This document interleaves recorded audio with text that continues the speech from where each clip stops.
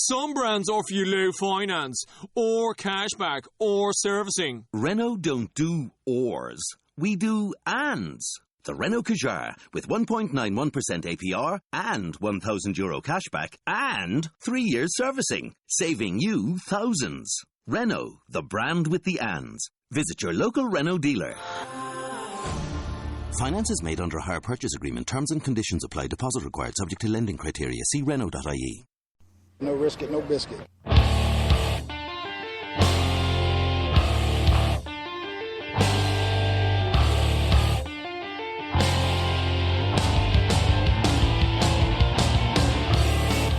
Coming from the Arizona desert, presented by SBNation.com. For Arizona Cardinals fans, by Arizona Cardinals fans, with outsider and insider's perspectives, this is Revenge of the Birds. Hello, Arizona Cardinals fans. This is Revenge of the Birds Radio, and I'm your host, Jess Root. It's been a few weeks. I will admit that I have not been in town. I had, with the holidays, even though it was in the throes of the end of the football season and playoff mix, family did prevail. I did need to take my family up to visit my in-laws in southern Utah, which meant poor internet, which means this show would not have gone well. But welcome back to Revenge of the Birds Radio. I'm glad to be on the air. We have plenty of talk to talk about as the Arizona Cardinals, their season disappointingly came to a close. We'll have Seth Cox on the line here in a bit as we are going to talk about the sad part of the season. The last few games, the playoff loss, what went wrong. But here's where we're at. Since the last time that we were on the air, Arizona had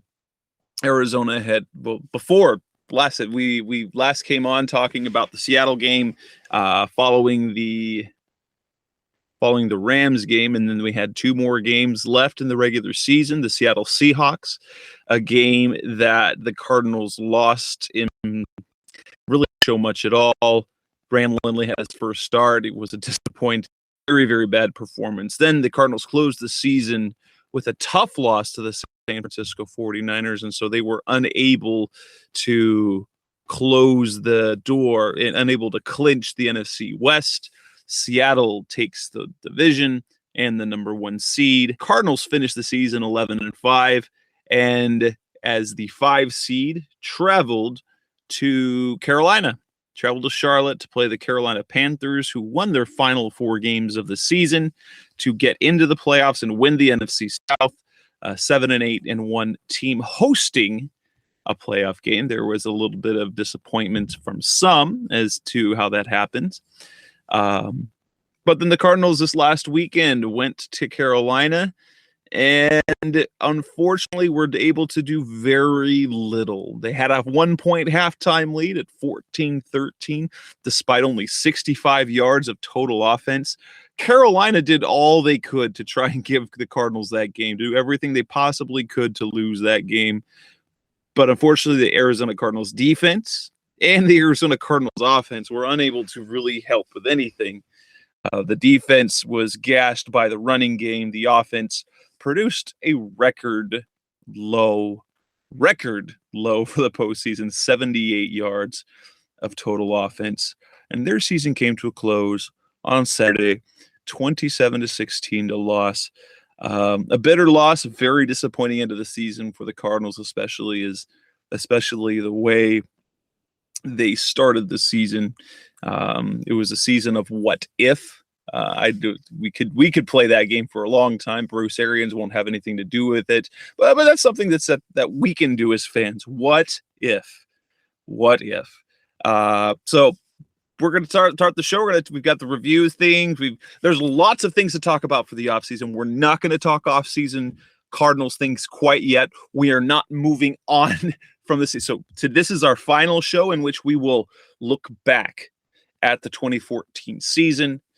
We'll look back at the good, the bad, the disappointments, the awards, what went wrong down the stretch What was the key loss, whether it's a game or an injury that really came down to, and kind of look at that playoff loss as well. And then after the show, we will then move on looking forward to 2015, to the off season and everything else. So we start a new year at Revenge of the Birds Radio. It is 2015. And, well, let's bring on Seth. I should have clicked the button better. How you doing tonight, Seth? How's it going? Good, Jess. How are you? Doing great. Would like to remind all of our listeners that our show is brought to you by audible.com, where you can find the internet's leading and largest audio content online, when you can get a free audiobook download. Check it out today. Great service. A great way to start off the year with new reading content that you actually don't have to read. You get to listen to it. At audibletrial.com/Revenge of the Birds, you'll get yourself a free trial and a free audiobook download. Check it out today. audibletrial.com/Revenge of the Birds. So, Seth, how does it feel? Season's over. I mean, I know you get really into the draft. I kind of let you lead the way with that, and I just kind of ride your coattails because I don't watch enough college football tape to know who's good and who's not. I pretty much stick to Arizona State football. So I know this is an exciting time for you, is it not, despite the disappointment of the regular season? Yeah, I mean, it's exciting, but it's also disappointing. I think a lost season is kind of the best way to describe it. You look at how the season started, and then, kind of the ride of Carson Palmer, Drew Stanton, and then how it ended with the stud of Ryan Lindley. And just, I think that disappoints you because this season felt special. I think it felt special after the initial Palmer injury, and everything kind of just continued to go okay after the initial injury. And he came back and, continued to light it up. I mean, he had his worst game, obviously, the game he got injured, but it just all then kind of started to fall apart. And I think reality set in then that this season was not going to be as special as we'd hope, I think, and that just leads to kind of disappointment in the fact that it's just a lost season. It's one of those things that you hope it's something that you can build on, but as you and I, have discussed together before, you never know how many chances like this you're going to get in a career. And for a guy like Carson Palmer or, even Larry Fitzgerald, maybe this was their last best ride. In fact, let me jump this topic right to the top of the list since you kind of brought it up. And we know the Cardinals lost. They lost a terrible game. It was an almost unwatchable game, to be honest, for outside of the Cardinals faithful and the Carolina faithful. To the casual football fan, that game had to be unwatchable. And yes, the numbers show that people were tuned into ESPN something fierce. That the numbers say that. However, in terms of football, it wasn't good football at all. It was a terrible football game to watch. It was very disappointing. The Cardinals couldn't do anything right on really in any phase of the game, and the Panthers tried to give the way again. Were this any other team but the Cardinals in their current state, Carolina would have lost that game. I'm completely convinced of that. But after the game was over, I can't remember if it was after the game or towards the end of the game, when the game was very much in hand, I could have put the tweet out there, and I got a little bit of feedback from a few followers. Is this the way the season ended? It was just so much despair and sadness and almost there's kind of in my mind, it felt like there's a dark cloud hanging over the Cardinals, even though they had the losses, because there's so much uncertainty this offseason. To have the season start the way it is and then to collapse, end up in the playoffs and lose miserably, there was a bad taste in the mouth. 2013 wasn't quite like that. Yes, there was the disappointment of not having made the playoffs. However, going into the offseason, it was very optimistic. And I know you in particular tried to temper that optimism because there were a lot of questions. But overall, there was a feeling of this is going to be a special year. Then it started special and it fell apart. And the question is, as a fan, which would you prefer? Which is the better situation? Which do you feel better about? Do you feel better about the season where you overachieve and just miss the playoffs and then you're left with full that optimism, as opposed to this really special start to the season and then a collapse and then an abysmal ending? Even though they make the playoffs, they get stomped and they look ugly doing it. And then you have, on top of that, so much uncertainty in the offseason. I know there is optimism among the team and the coaching staff because of the players returning, but there is a lot of uncertainty moving forward. As a fan, which do you prefer? Would you prefer the playoff embarrassment and kind of collapse? Or would you have rather seen the overachieving looking forward to say, oh, next year's going to be special? I think you kind of can just combine the two at this point, because I think they overachieved. I mean, people are going to get mad at me, which is normal, but people are going to get mad at me for saying this, but they were not very good after Palmer went down. I mean, they had a couple, they win 2 games after Palmer went down, or was it 3? They were 9-1. Yeah, they won 2 more games because the Palmer game, Stanton came in and won the game, and then they won 2 more after that. Yes. Yeah, so we'll just call it 2.5 then. But they went, basically either 3-4 or 2-4, however you want to look at it, after Palmer went down. They weren't a good team. Like, everything that could go wrong in that St. Louis game, or after that St. Louis game, went wrong. Palmer gets injured, so now all of a sudden you're leaning on Drew Stanton. All of a sudden the defense just starts to whittle into nothingness, and all of a sudden this top 5 defense is now a top 15, maybe top 20 defense. And then, they get into the meat of their schedule, and outside of a win against what ended up being an overrated Chiefs team and a win over what ended up being a probably properly rated St. Louis Rams team, I mean, they weren't really even competitive. And I think that's what hurts, is that you saw this is building towards something, and then you saw that, man, this is going to have to wait till next year now type thing all at once. So then, they made the playoffs, but I picked them to win, but I texted a couple buddies. I don't remember if you were in on this text, but I think I gave them 10% of a chance to win that game. I still picked them because I wanted to have the hope.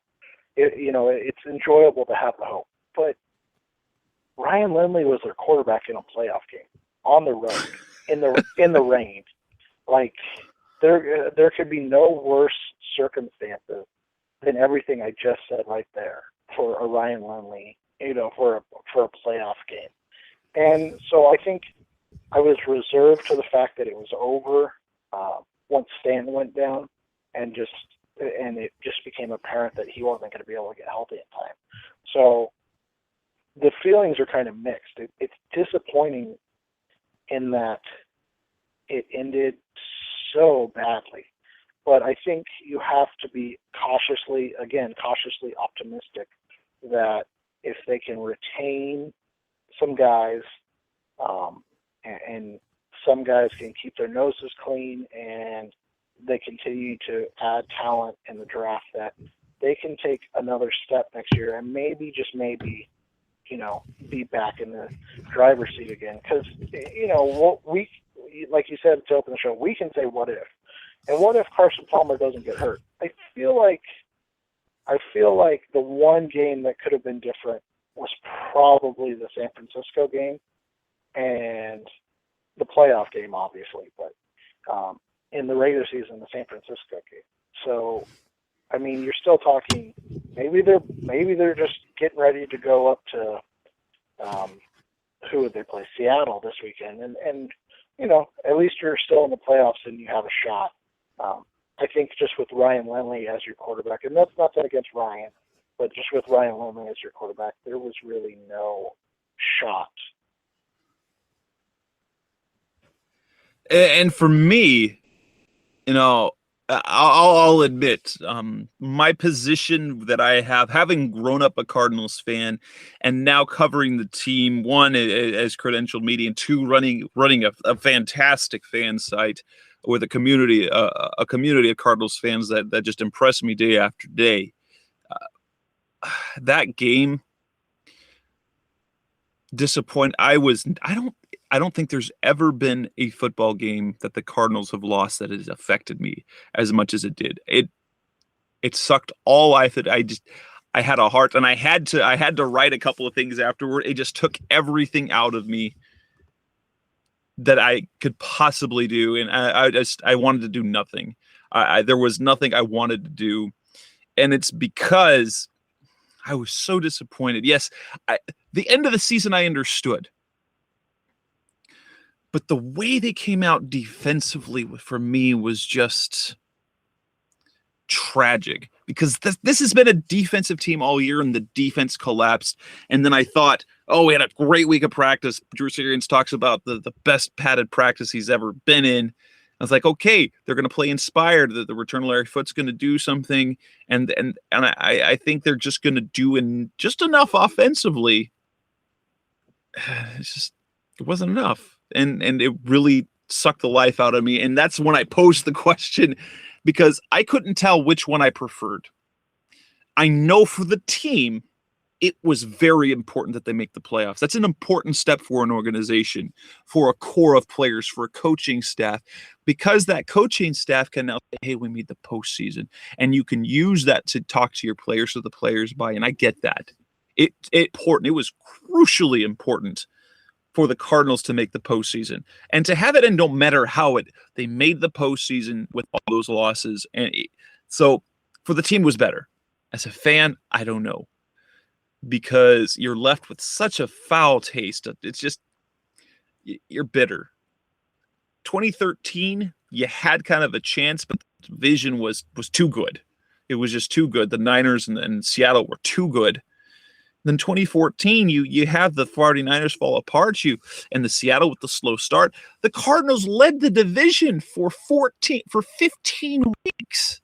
The first 15 weeks of the season, first place, and then it was taken from it, and it just fell apart. Disaster. So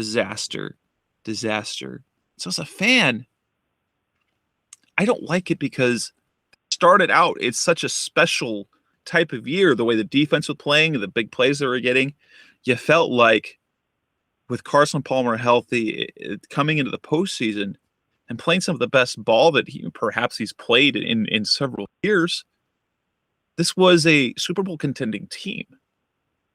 And we wasted that opportunity on Ryan Lindley. We wasted this team on Ryan Lindley, and I love Ryan as a guy, and I admiral what he did, and I have nothing against him. But when you end up with Ryan Lindley starting, these are opportunities that you might never get, because we don't know what's going to happen next year.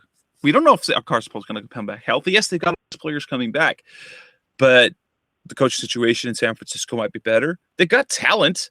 They might bounce back. Seattle's still going to be good. Heck, if St. Louis gets a quarter, we don't know.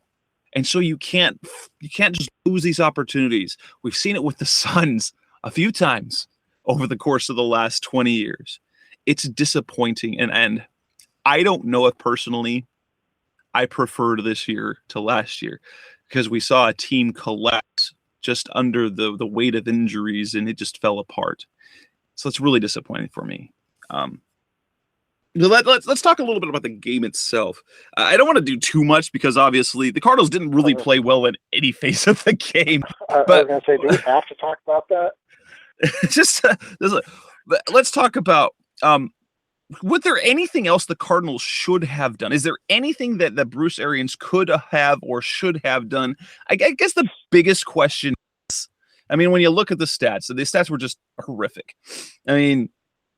They gave up 188 yards on the ground. Jonathan Stewart Jonathan Stewart 123. The Cardinals only ran the ball 15 times for a whole 27 yards.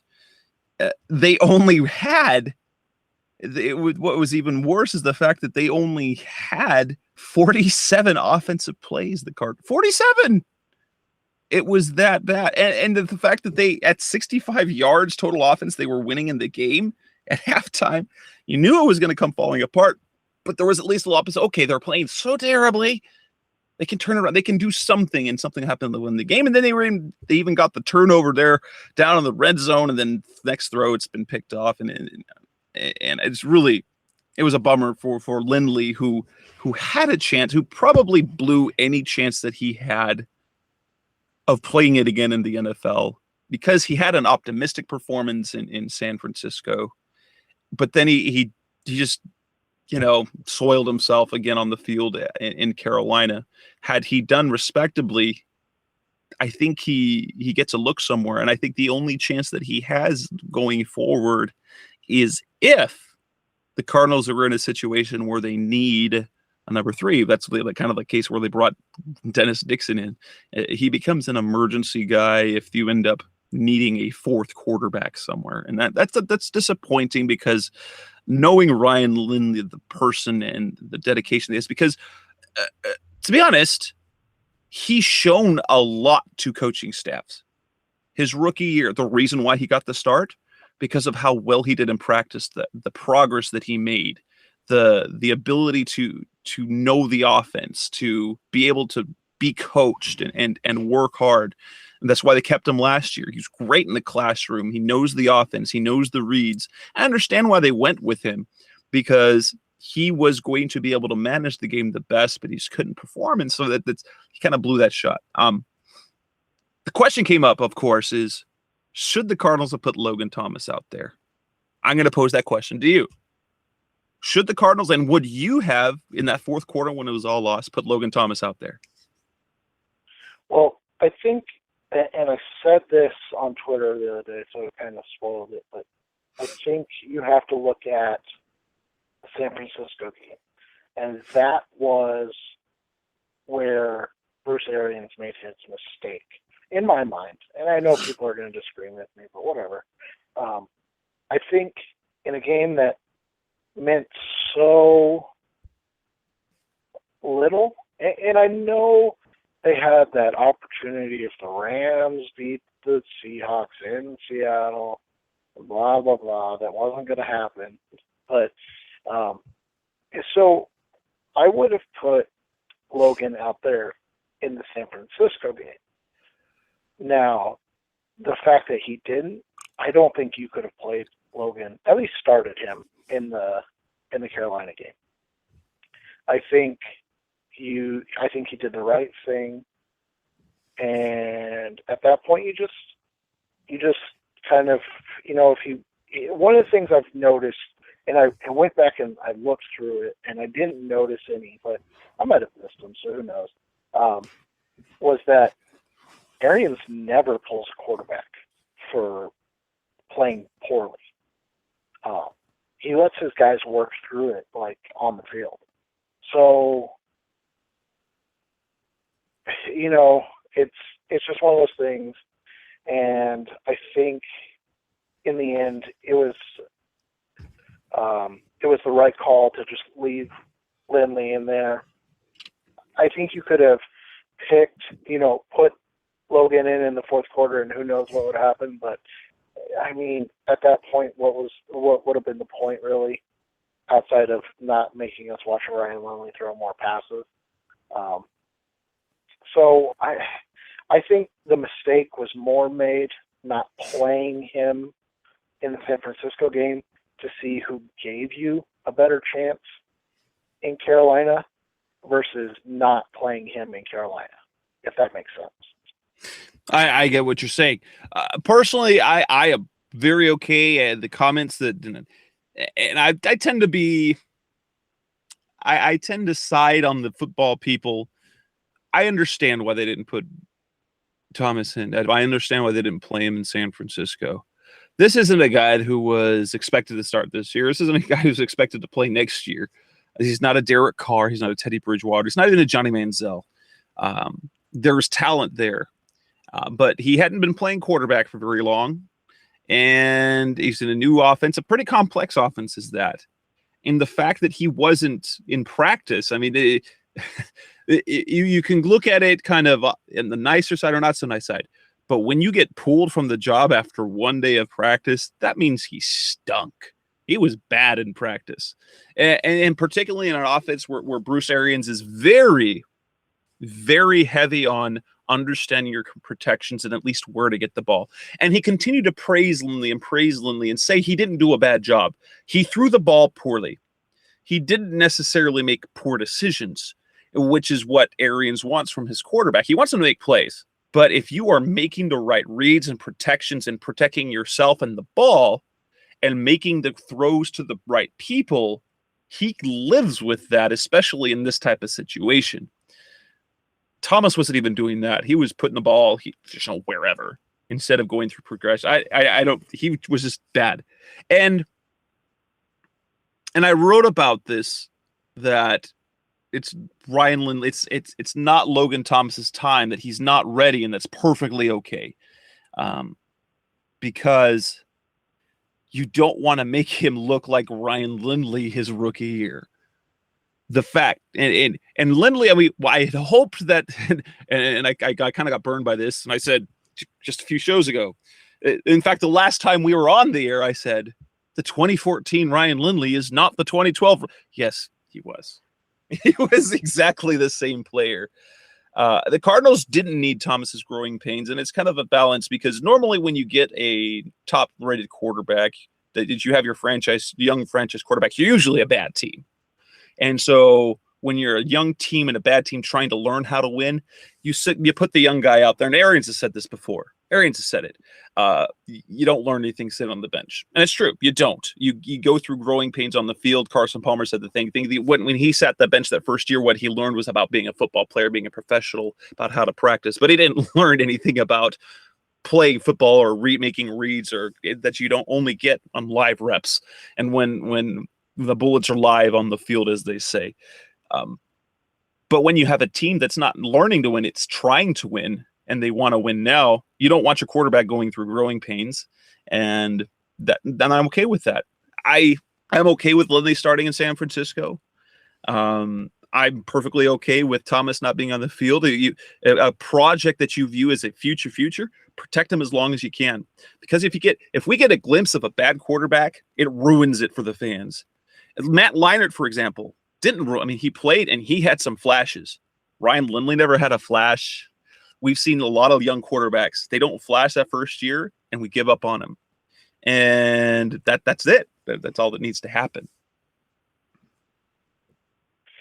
Yeah, and I think I was going to mention, but you were on a good roll. So I think it's fair that you and a lot of people were very much into hey, Ryan Lindley can't be as bad as he was.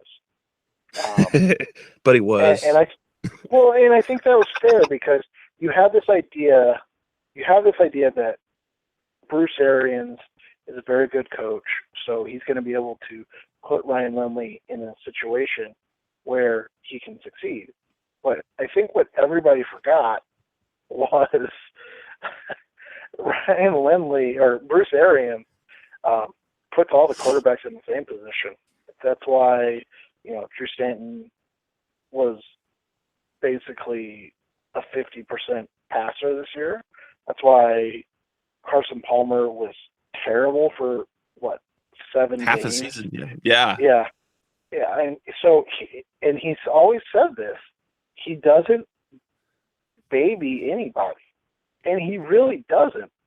So why, so he was going to ask Ryan Lindley to do the same things he asked Carson Palmer and Drew Stanton to do. So that was my reasoning for not thinking he was going to, because, as much as you and I love to talk about the running game and doing this and that, it's still Bruce Arians. He still wants to throw the ball around the field a ton. And that's what he did. And so in the end, he was more comfortable with Lindley throwing the ball. I understand his point of not wanting to tarnish any progress Logan has made this year. So, this is going to sound really bad, and I don't really mean it to sound this way, but I feel like after the Stanton injury, and then after the Seattle game, and seeing Logan in practice where he knew he had to get some live bullets out of him, and then watching him, and then seeing that he was apparently abhorred, he just kind of waved the white flag on the season. Said, you know what, we'll go with Lindley. We'll let him take we'll take whatever he can give us, and maybe it's good enough. And again, we talked about, or maybe we didn't talk about this, but San Francisco, he was good enough to win the game. 17 points from your third string quarterback, that should be good enough to win a game. Yes. The defense had just fallen so far by that point that there was just no recovery. And then in Carolina, he just, completely reverted back to, let's call him Wiz and Hunt Lindley at this point. So we don't, knock Bruce Arians at all. So he just reverted back to Wiz Lindley, and it was just, it was ugly. And so it almost seemed like when he reversed his decision on Logan Thomas, that he was kind of reserved in the fact that, all right, the season's over, because I don't want to shock Logan Thomas by putting him out there and just watching him completely self-combust. And then not only did we, kind of waste a great season in 2014 because of injuries, but then I, basically ruined the project for my franchise. Yeah, before, and this is me speculating, and this is just my kind of read on what happened, but that was just a thought I had, that it just seemed like he reserved himself to, we're going to go with Ryan, and God help us. So was it just a pipe dream that we had? Because everyone on the site, everyone who I asked for predictions fun picked the Cardinals. And I'll be honest, I believed the Cardinals could win this game just because of the makeup of the type of team. Was that just a pipe dream? Did the Cardinals really ever have a chance? I thought so. Because that defense is supposed to be good. And with a good defensive performance and a decent showing on special teams, the Cardinals could win that game even with Ryan Lindley. In spite of Ryan, they could have won that game, but they were bad on offense. They had terrible punting, and they were abhorrent on defense too, with the exception of a couple of plays here and there, which makes the entire thing just kind of fall apart. Did we just expect too much? Did we get caught up at a homer moment where we thought that the Cardinals actually had a chance when the truth is they really didn't? Well, I went back and looked, and then I kind of referenced my grades with Pro Football Focus grades. A lot of people get on Pro Football Focus. A lot of people, get upset about it, but I think they're a good reference. I don't think they're like the be-all, end-all, but I think they're a good reference of like how guys played, things like that. So I went back and looked because I was interested in Dale Buchanan's kind of grades by the end. And when you go back and look and you see kind of how bad Larry Foote was, you see how bad Minter and the Minter-Carson combination was at the inside linebacker position, you see that Dale Buchanan, way down in snaps, and his play was outside of the Washington game where they graded him really bad. His play was the worst of his season, the last basically 5 weeks. And he hit that rookie wall, but not only that, he was just, it looked like he was physically beat up. Because you're asking a guy that, 200 maybe, 15 pounds, maybe, to play inside linebacker basically all season, and it just took its toll. And I think, and he had a banged up knee at the end of the year too, so his mobility was hampered to begin with. He was sore, he was hurt. yeah, and so that's what I think it ended up being is you had your defensive line was still making the same plays, but there was just nobody there that could clean it up anymore. I mean, Larry Foote was hobbling around. Kevin Minter couldn't stay on the field. Like we just talked about with Buchanan, he was banged up. Your safeties, Tony Jefferson kind of hit a wall. Rashad Johnson continued to miss tackles. And don't come at Rashad Johnson on the internet, tough guys, okay? Alex Okafor really hit a wall. And it just kind of all came to a head at once. And all of a sudden, this defense that was flying around, now nobody was cleaning up the mess anymore. And that's what this defense did, for the first basically, 12 weeks of the season, was they cleaned up the mess. And then they went into Atlanta and kind of got exposed a little bit. And, they recovered against Kansas City and St. Louis, but then it just really, I think Atlanta kind of showed, not the NFL, but the fans, that this team had some warts, and they all duct tape and chicken wire. That it was really duct tape and chicken wire, and the storm came. It was too much.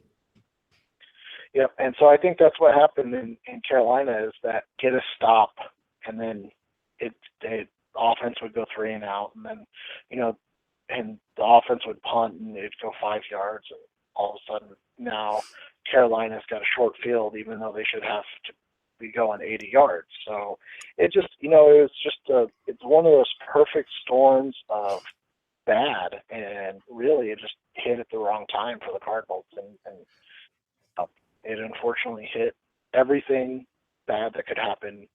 We thought happened at the beginning of the year, but we couldn't be more wrong because it all happened at the end of the year. Well, and I talked about how early in the season, how this was a lot like the 2012 team, only a lot like the 2012. And people say, "Oh, quit saying that." That's how the Cardinals were playing. That's how they were winning games in 2012. Only then when Kevin Cobb went down, it just kind of fell apart.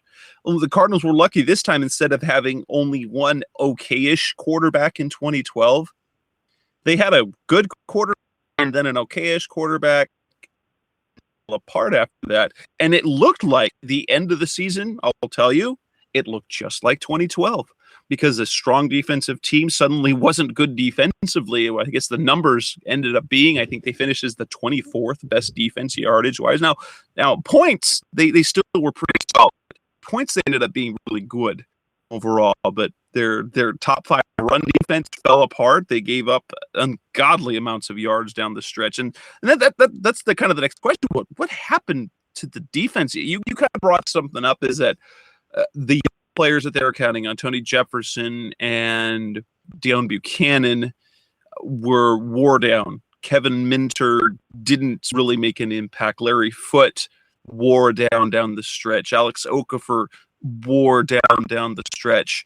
Matt Shaughnessy brought back kind of a boost, but his impact was limited after he got back. Tyrann Mathieu got banged up, and the truth is, that's something to talk about more in the offseason.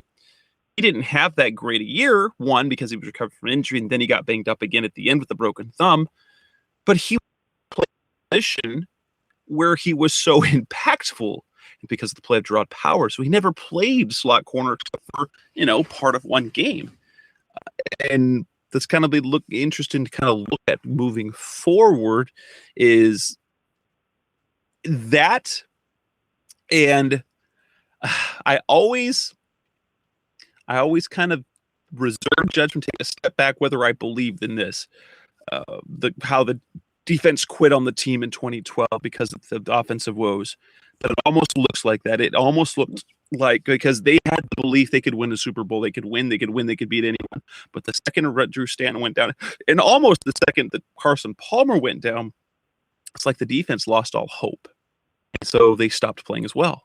And that's how you can see in the running game, because you can typically see with run defenses, yes, there's scheme involved, but if you want to stop the run, that's a want to. That's an effort type of thing. There is scheme involved. There's skill involved. But if you want to stop the run, you do it because you want to stop the run. It's a mentality.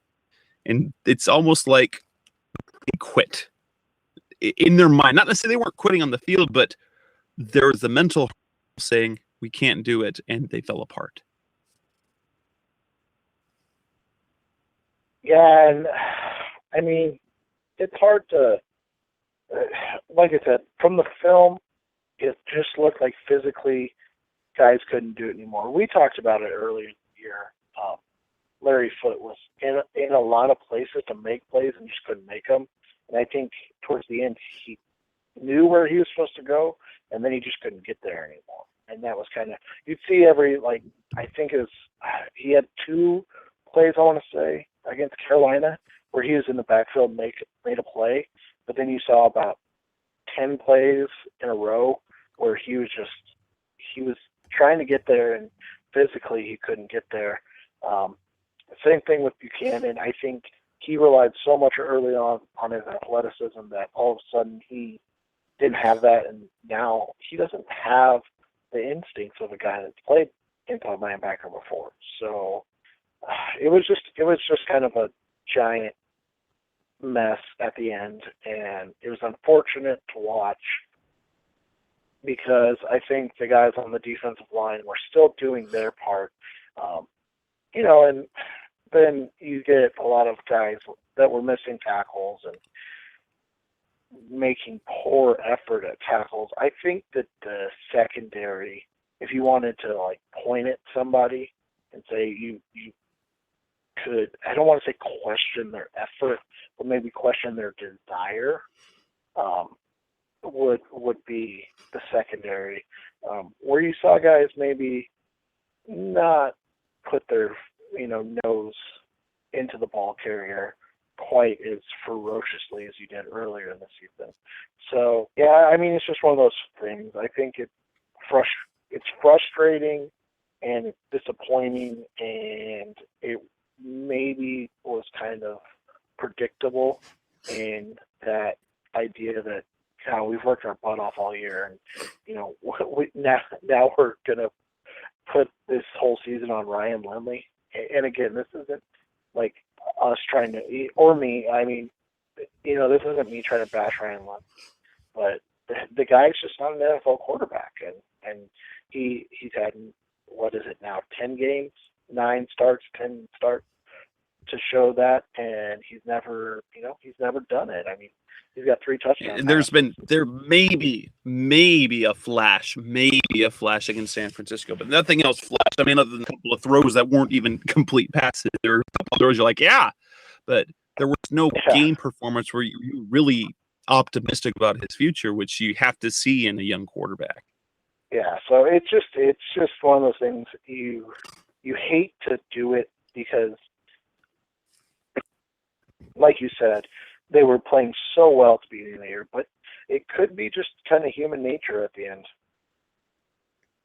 Let's pose this question. This is the what if. Carson Palmer went out. We know that went down. Go down. How much different is this?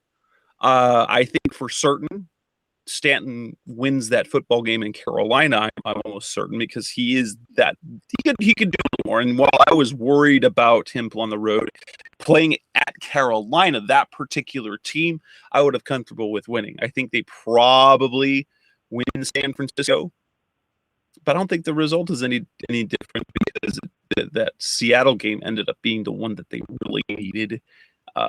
And they did, and at home, and I don't think it would have made much of a difference at that point, based on the way Seattle played that game. How much different do you think it would have been if Stanton had been healthy the games?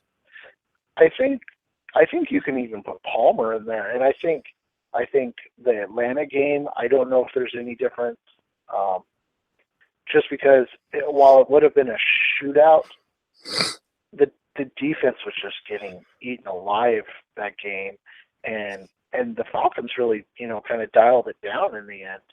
So I don't know if the Cardinals, even with a healthy Palmer, win that game. The Seattle game with Stanton, I mean, after what they did in Seattle, I'm not sure there's any difference.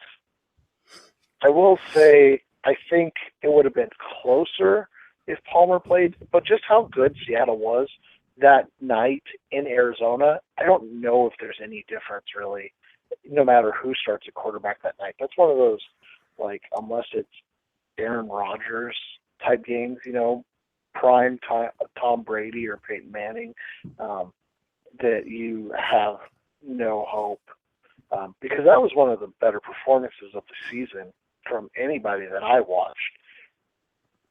I think we both agree San Francisco would have been different with healthy Stanton or Palmer. And I think we both agree that Carolina probably would have been different with the healthy Stanton or Palmer. The question then is, you're still in the same spot. I don't think you can give them a win against Atlanta just because of how bad the defense was that day. And I don't know if you can give them a win against Seattle because of how good Seattle was that day. So that's one of those, all of a sudden now, while you feel more comfortable with Palmer in Seattle, or, maybe slightly more comfortable than Lindley in Seattle with a Stanton, I don't know if there's any difference to the end of the season rather than just the date that it ended. Good point. Now let's stop being so that this has been a real depressing show. Sorry, listen to such a depressing show. Let's look back. Now let's reflect on this season. It was, for much of the season, a real special season. So let's talk about the end. Let's look back. The MVPs, the surprises, the disappointments. If you're looking on the offensive side of the ball, obviously Carson Palmer ended up being the most valuable player, and you're talking about value. But he missed the last. He only started 6 games, so his impact was limited. If you had to pick an offensive player that was the MVP, who would you give that to? I think on offense, outside of Palmer, the only other option is Beldier. I think you can make a case for Fitzgerald just because of the numbers when Fitzgerald wasn't on the field those 2 games. But I really think it is either Palmer, and if you don't give it to Palmer because of the lack of games played, it has to go to Beldier. And that is completely understandable. I would still lean toward giving it to Palmer just because, who was the best player? It ended up being the best player on the field for the offense all year, ended up being Jared Beldier, hands down. And that's because Palmer only played 6 games. The most valuable definitely would be Palmer, but you really can't look at anyone else. And John Brown had some flashes, but he disappeared down the stretch as kind of everyone else on offense did. Fitz was having a solid year through 9 games. He was at the time he was on pace for 78 catches for over 1,100 yards.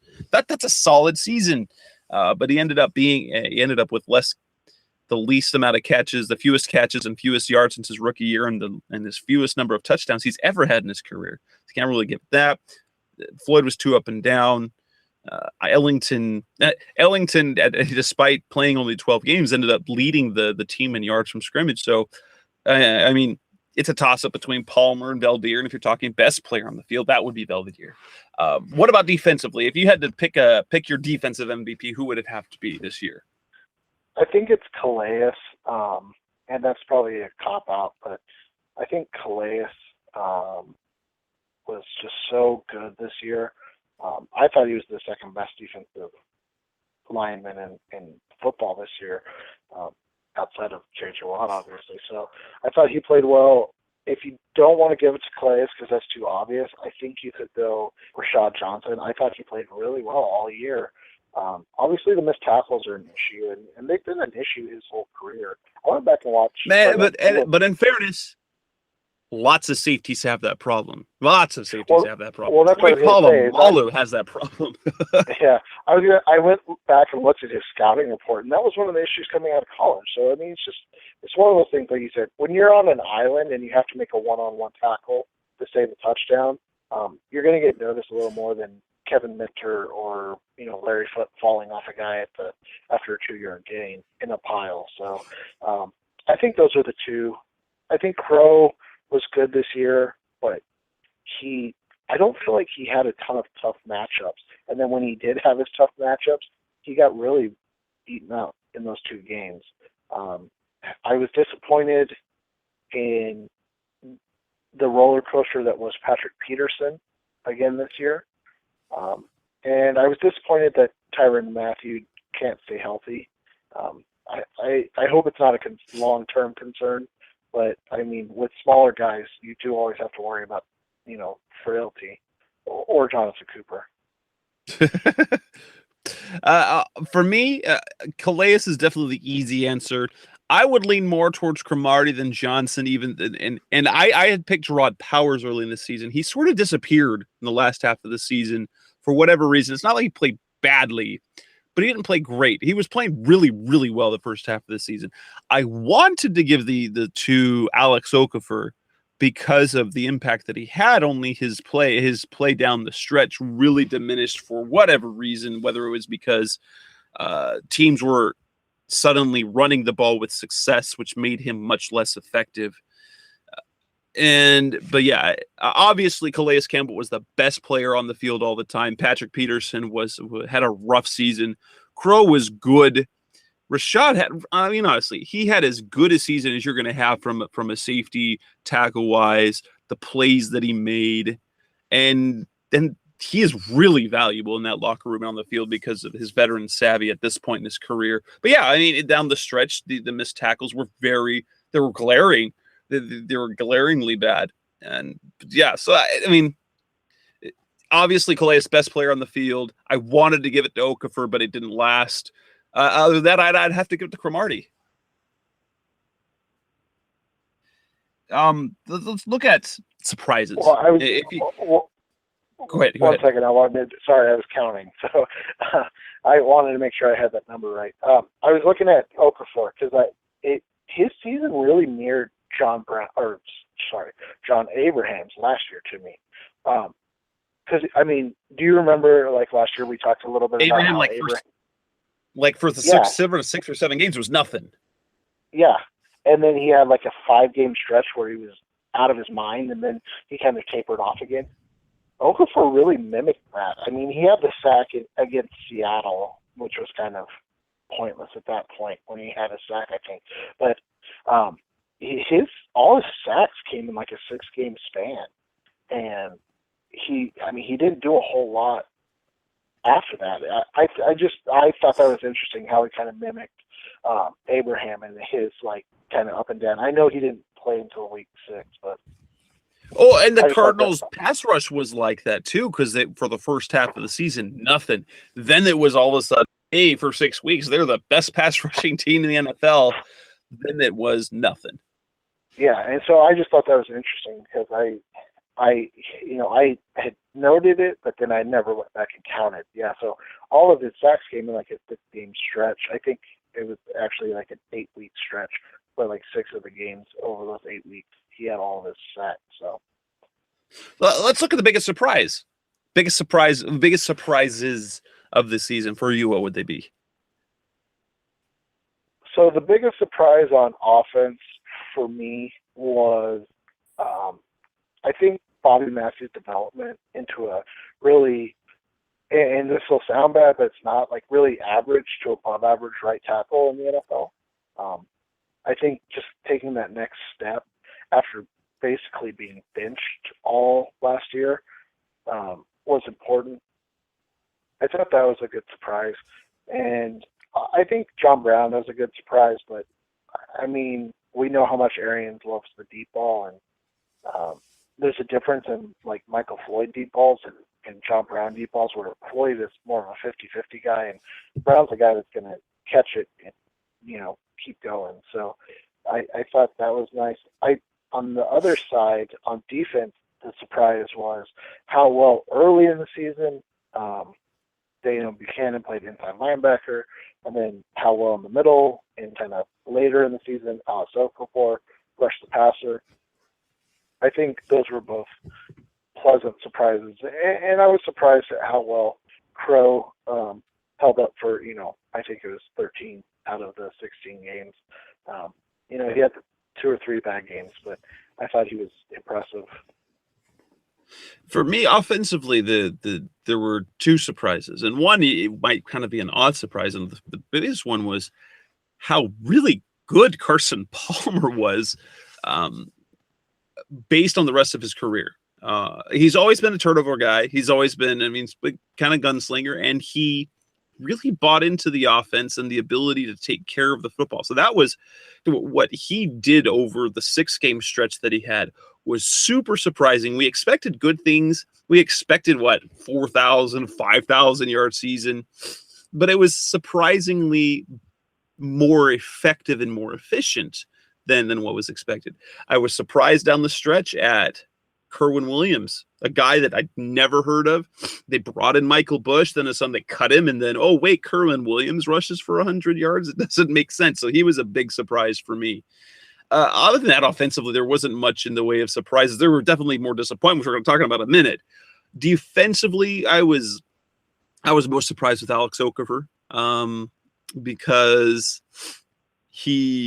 for a guy that, they raved about him in the offseason when the pads weren't on. But then when they got the pads on, Bruce Arians talked about his need to have a better motor and then more pass rush moves. And then he got, then he was dinged up again. So it was surprising surprising how impactful he ended up being. For the first half of the season, I guess I was surprised at how well Gerard Powers played as well. The biggest one for me was how important Larry Foote ended up being. And I thought that was going to be an underrated move, but he ended up being much more impactful. And he wore down the stretch. That surprised me because that was really, he showed it. The inside of the linebacker core wasn't good, but he sure did his darndest to do okay with that group, which was rather pretty disappointing. Any other surprises that come to mind now? I can see the Foot thing, but maybe it's just the pessimist in me, but I kept waiting for the balloon to pop, and it did. So I wasn't. I think that's why I wasn't super surprised by him. What I was surprised about was how well, and I text you this, the first or second week of camp, and said that a buddy of mine had a scout tell him that the Cardinals linebackers were the worst in the league, the linebacker yes. core. And you just look at what Todd Bowles did with that group, because the front 3 are really talented. Even without Darnell, they were still really talented. And then back 4 or 5, however he was lining it up, were really talented. But that's 3 or 4 linebackers that he had to run out there. Alex Okafor might be the only one that sees significant playing time in a Cardinal uniform next year. Sam Acho was really disappointing. In terms of impact, he's a good skill guy. He's got some skill. He's okay in coverage. Yeah. He's pretty good in the run game, but in terms of an impact player, he's not. Yeah. And Matt Shaughnessy will be here, and he's a run defender. That's what he is. He's nothing sexy about him, but it's just Todd Bowles did was, I don't want to say surprising, but I think just the level that he was able to get them at for, 12 or 13 weeks, that was surprising, because they were legitimately a top 4 or 5 defense in the NFL. That's a really good point because we expect the defense to be good, so you kind of take it for granted. But we're talking surprises on the field, and we forget the fact that it was a unit. That defensive unit was really good for most of the season. I guess another surprise that you could say would be despite the issues they had on the interior line, just how really effective they were at pass blocking this year, considering where they had come from over the past couple of years. The pass blocking was terrible.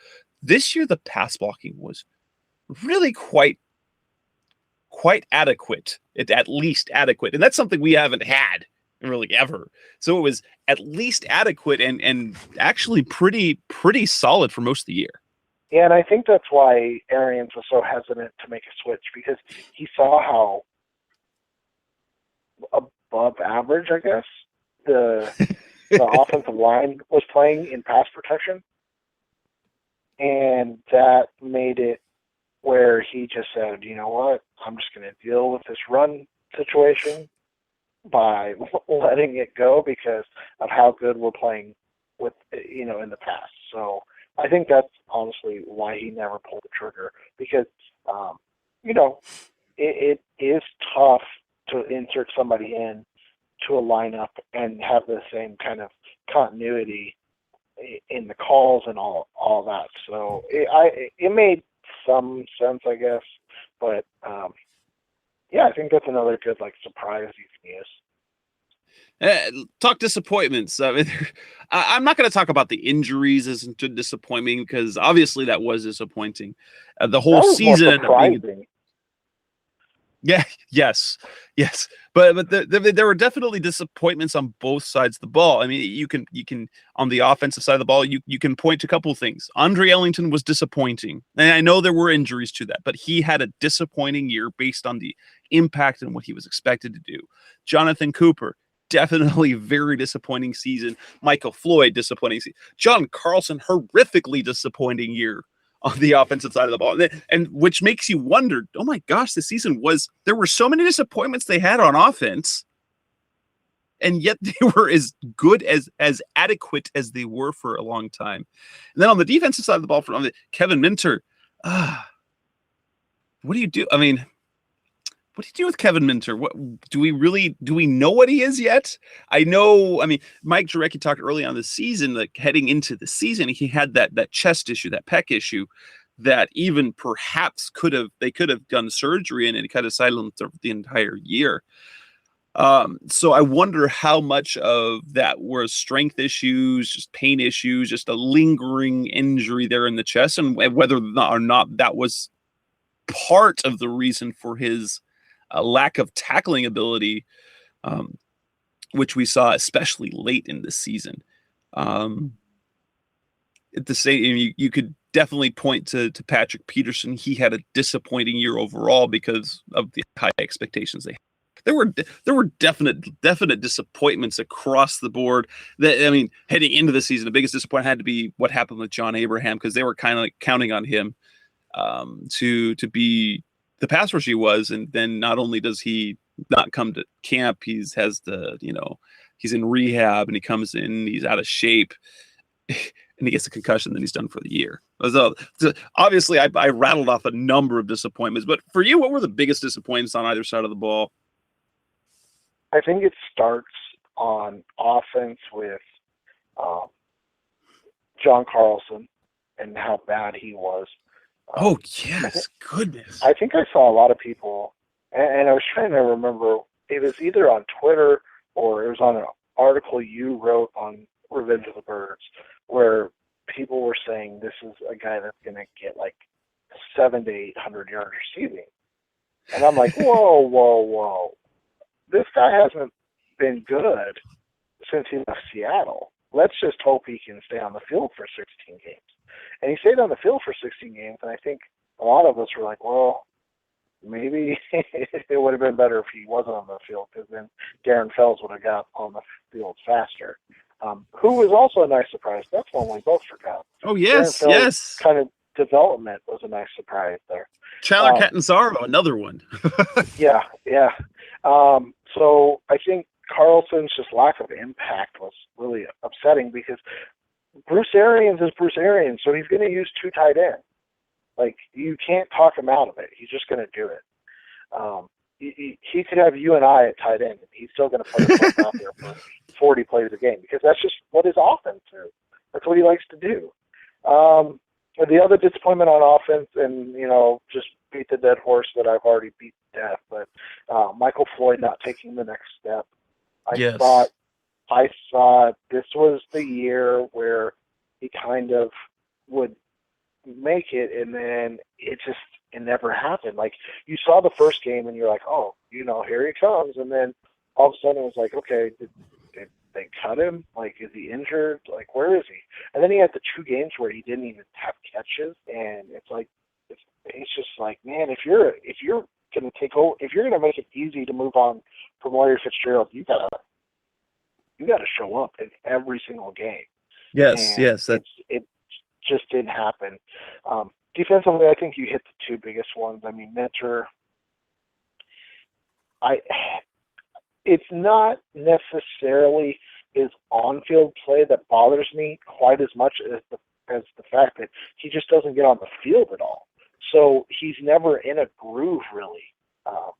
He gets 18 plays here, 20 plays there, and then all of a sudden, he's on the bench the rest of the game. So it's hard to kind of get a gauge on him. And I think in the secondary, I think Peterson is a disappointment just based on what we have as an expectation. Because if you're going to be the highest paid quarterback in the NFL, I think you should end up playing like at least a top 5, maybe 7 cornerback. And he gave up. He gave what he gave up. They had the most.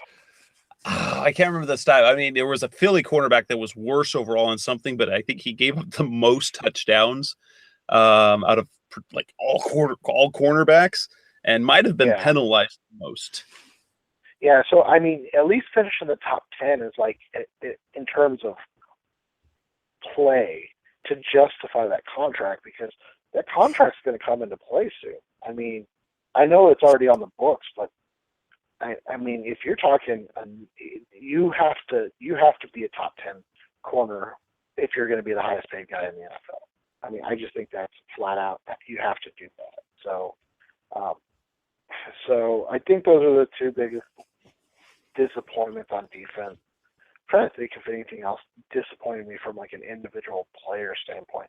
I think we talked about it earlier, just the end of the season, how I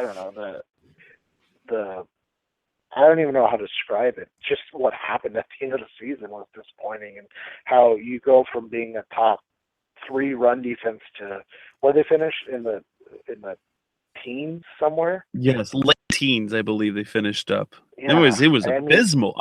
Abysmal. Yeah. So it was one of those things where that's disappointing, because it was such a good season, and then, like I said, everything all of a sudden just came crashing down at once. Who would be the biggest, like, if you had to pick, who were the best couple of offseason pickups that they were? And for me, you talk about Crow, you talk about Foot.